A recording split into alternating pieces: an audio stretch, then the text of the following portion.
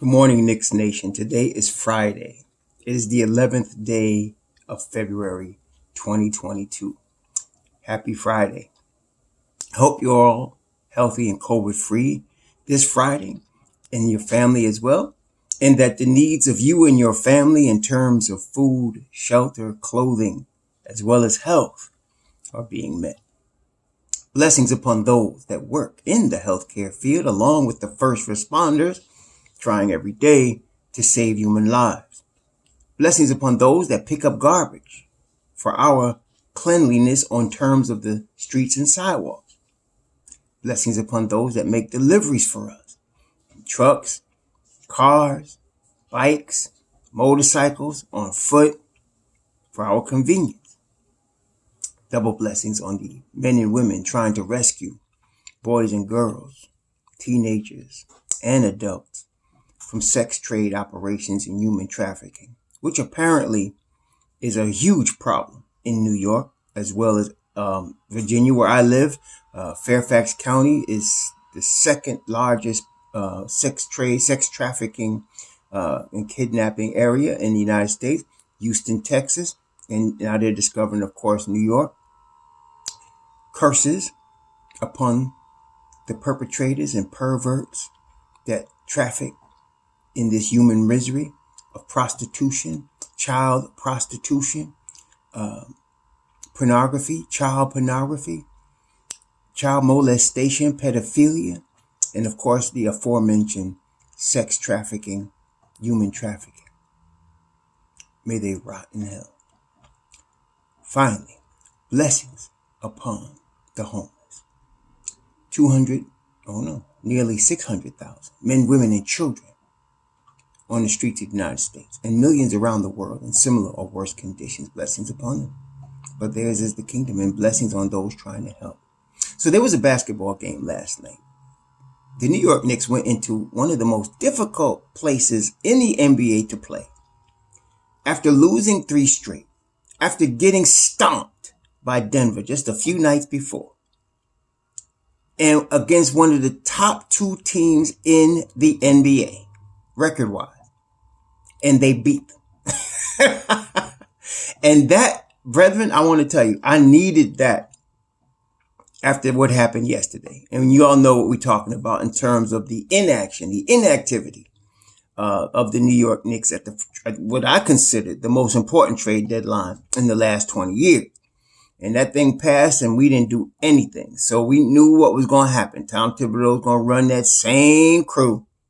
They were going to play hard for a little while and then run out of gas and then turnovers and whatever, and then we were going to lose. But last night, oh my goodness, man. And this is what is maddening in terms of the New York Knicks. So last night they played, I mean, it's one of the best games of the season in terms of everything. Like, for example, last night, Tom Thibodeau, he went 10 deep in his bench. He went 10 deep yesterday. Not 8, not 7, not even 9. He went 10 deep yesterday. Okay? RJ Barrett was out. And he played Quentin Grimes 31 minutes. And he played Cam Reddish 19 minutes. And they both did just like we would expect, right? This is the whole point of what we wanted to make a trade to get Cam and Grimes and even do some more minutes in the rotation. They played great, man. They played great. I mean, Cam had 12 points, 2 steals, 3 assists. But if you saw the assists, if you saw the way he moved with the basketball, and the way he went hard at the hole, I mean, yeah, we got one here. You know, and I'm telling you, that was just him coming off the bench for 19 minutes. And I know that sounds like a lot, but if this kid was starting, anyway, he played great. Grimes, it doesn't reflect in the box score. He scored 6 points, 2 of 4 from the 3-point line. Very efficient there. 3 rebounds, no assists, but those rebounds were big. And this is one of the reasons I wanted him to be picked by the Knicks in the draft last year. When you looked at his film from the University of Houston, he was, to me, in my opinion, the best rebounding two guard in the nation last year. As a I think he was a junior. But he was the best rebounding two guard, rebounding from that position. And the defense was elite in college. And he has shown that in the NBA, because it was only three, but we needed him. He would come in and get a tough boards and traffic. It was very good. And then, of course, the defense was stellar. He was on Steph Curry part of the game. And, he's just a tremendous defender, man. And he was also on Klay Thompson that time. Tremendous defender. And then, so you had 5 guys that got 10 minutes or more. Taj Gibson hit a couple of threes. He ended with 10 points. Burks was efficient, which we haven't been getting from him in a minute, as y'all know. We haven't been getting that efficient closer that we know he is, in a minute. And like I said, he's not a superstar. So a superstar would do that every night. So you're not going to get that every night from him. But if we happen to be in the play-in, or in the playoffs this year, he's a guy you want in that fourth quarter, because what you saw last night is what you can expect from him in the fourth quarter. I still don't like the fact that he's playing out of position at the point guard, but hey, I ain't going to beat my head against the wall. Tibbs going to do that. So, but he was 15 points, 5 assists, 6 boards, 2 turnovers. Very efficient. Very efficient. See? So, all right. So let's continue first. Let's continue looking. So now, Mitch Robb was playing with a hurt back. We know that. He still had 8 offensive rebounds yesterday. 8.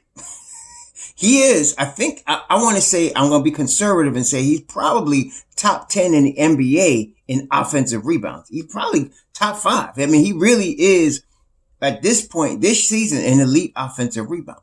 And so he ended up with a total of 11 boards. He had 7 points, and he played 28 minutes. And he wasn't 100%. You could see it, but he's still a problem. He's still a problem. Now, Fournier, 22 points, 5 of 13 from 3. This is the Fournier I thought we were getting. The guy coming off the French national team, the guy that's in his prime right now. That's the Fournier I thought we was getting. And this is the frustrating thing about the Knicks. You get 22 points from him like that last night in a game against Warriors. We might play Portland and all of a sudden he might get 7 points, but listen, I'm going to take what we can get. So that was good.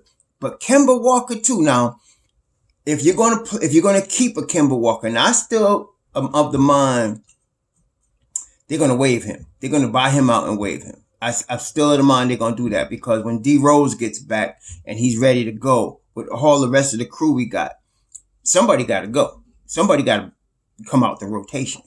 Okay. I don't think they're going to take Grimes out the rotation. So, and I think Cam will probably get him out the rotation. But when you add D Rose into it and he's not taking Emmanuel quickly out the rotation, that just leaves Kemba. But if you're going to play Kemba the way he played last night, he played 22 minutes. He did not shoot the ball well, but he stayed in front of Stephen Curry just enough, to help us control him a little bit. Stephen Curry, you're not going to he scored 35 last night, 5 of 16 from 3, 11 of 25 from the field, 8 of 8 from the line. I mean, you're not going to shut him down, but this is a guy that can go off for 50 at any given minute. He could go off for 50. So with that in mind, he did a good job right there. Okay. So he was staying in front of him for the most part.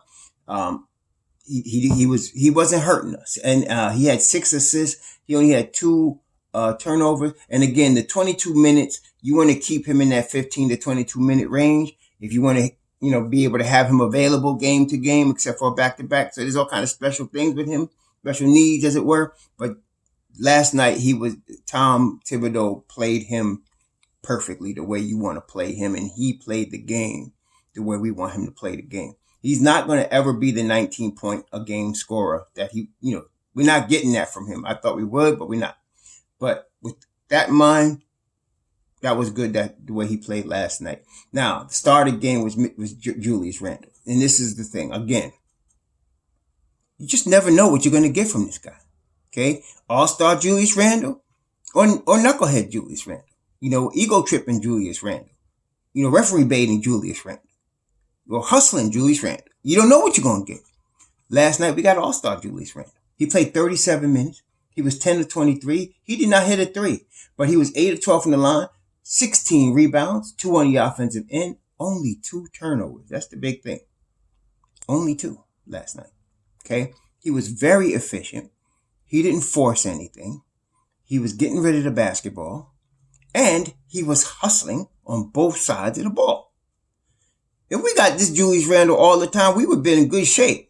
The hustle on both sides of the ball, the way he attacked the paint, man, wow. I was like, man, if we could get this cat every night. That's the difference between a number one option, a solid number one option, perennial all-star type of player, and the guy that's a slightly below that. That's why Julius is like a second or third option, because you don't get that from him every night. Tell you what, you get it from Stephen Curry every night. See what I'm saying? You get it from him every night. You would get it from Kawhi Leonard every night. You would get it from Paul George every night. You get it from LeBron every night. But that's why they are who they are. You get it from Giannis every night.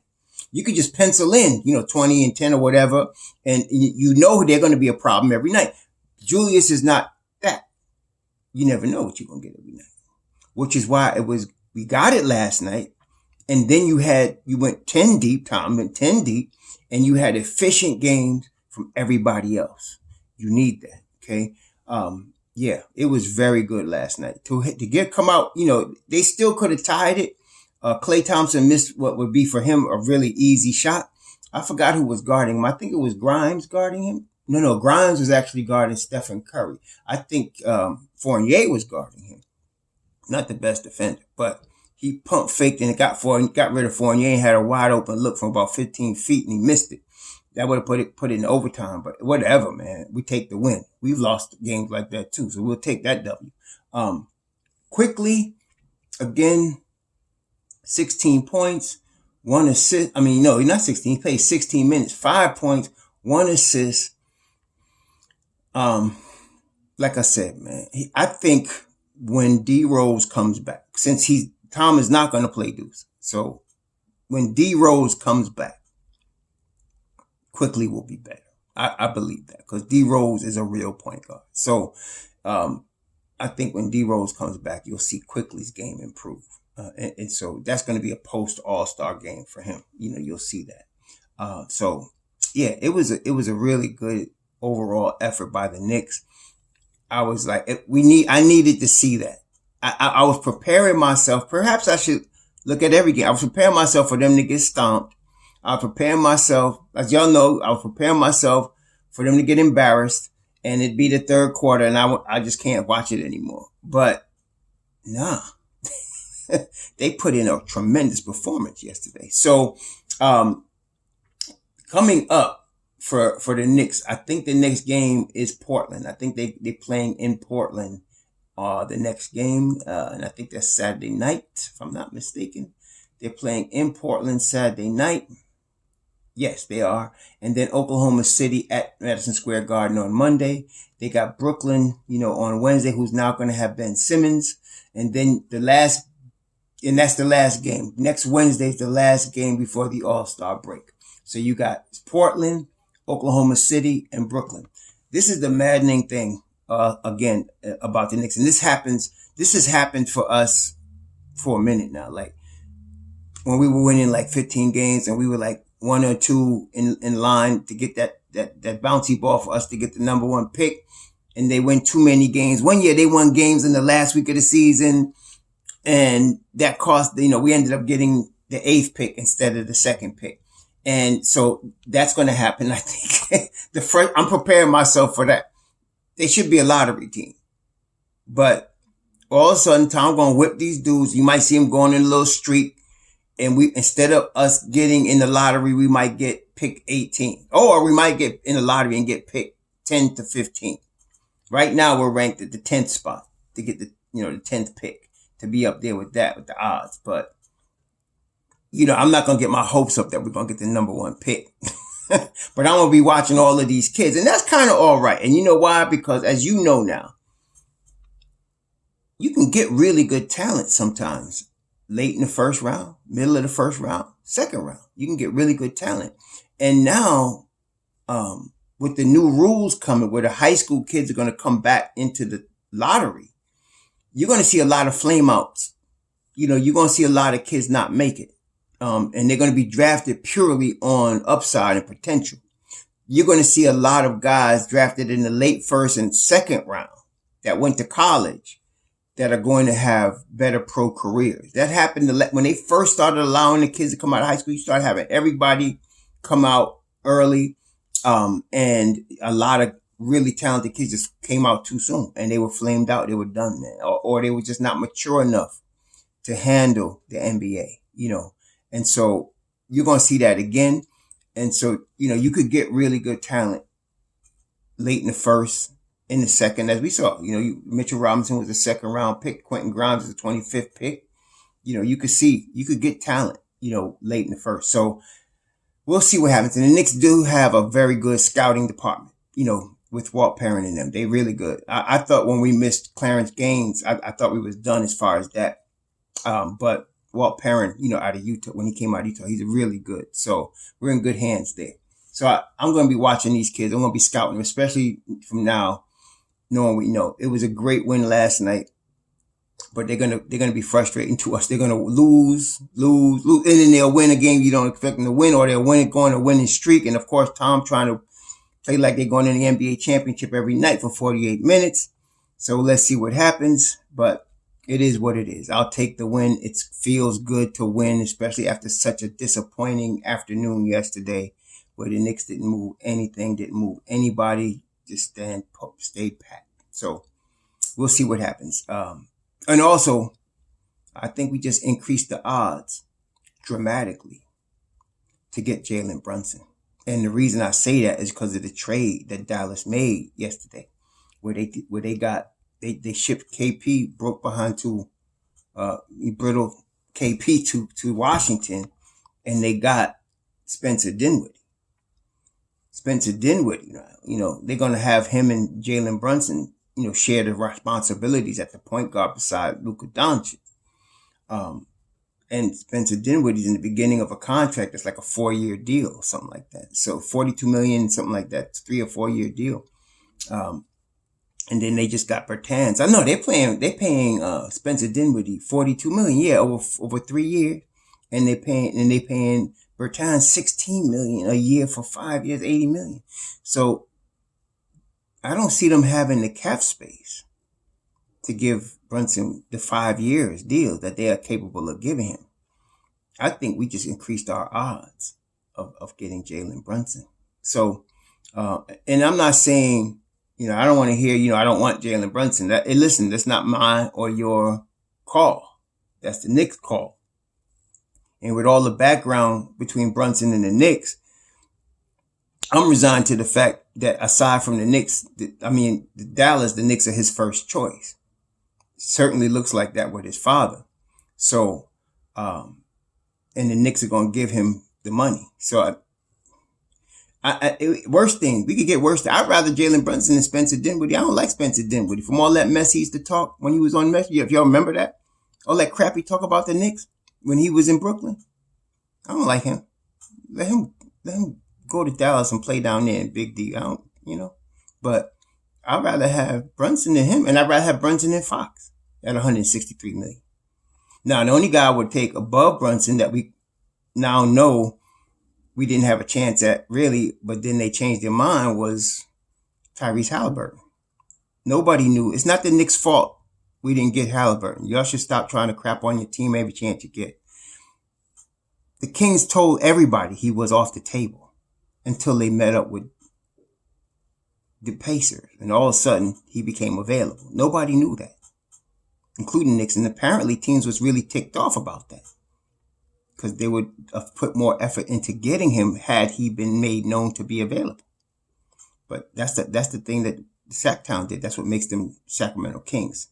Talk about bad management. But anyway, I'll take the Knicks. So it's not our fault that we didn't get him. It's not like we didn't try. Some of y'all just make that assumption. And in the headlines in New York, they always bring that crap. No. Nobody knew the kid was available. Because I'm sure. And, the Knicks would have went all in to get him. And they should. But knowing that we know now, can't do nothing about it. I think we're going to get Jalen Brunson. And I don't have a problem with that. I think we're going to be all right with him. He's a point guard in a playoff team. He is. So, and I don't think he's finished developing. I think we might see some more Kyle Lowry out of him, some more Fred VanVleet out of him. He's only 25. So let's see what happens, man.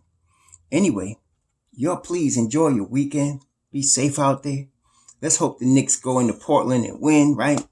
And even though it's a tank thing, I won't be surprised if they get stomped, but I won't be surprised if they win either. It is what it is. That's what makes them our Knicks that we love with our problem children. But y'all please be safe out there. Enjoy yourself. Shalom.